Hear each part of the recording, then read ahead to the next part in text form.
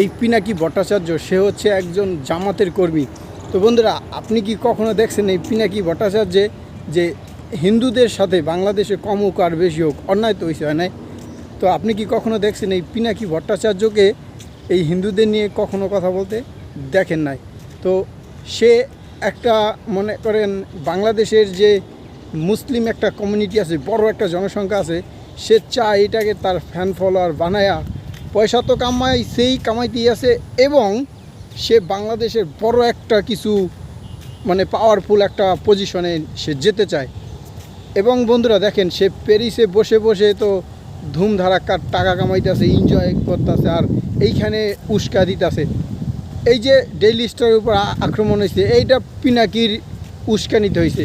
এই যে 32 নাম্বার যে ভাঙা হয়েছে, এটাও পিনাকির উস্কানিতে ভাঙা হয়েছে।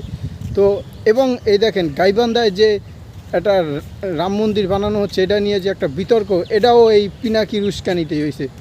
তো বন্ধুরা, এইরকম পিনাকি ভট্টাচার্য দেশের অরাজকতা সৃষ্টি করার জন্য দেশে সব সময় কাজ করে যাচ্ছে, এবং সে চায় না যে এই বাংলাদেশ যেন ভালো থাক।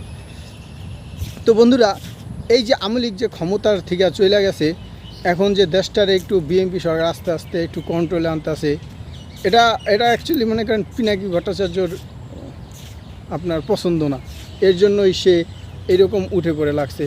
আর বন্ধুরা, আপনি দেখবেন কি পিনাকি ভট্টাচার্য, ইলিয়াস, এরকম আর কিছু সাংবাদিক আছে যারা কিনা এই দেশটারে ধ্বংস করতে চায়।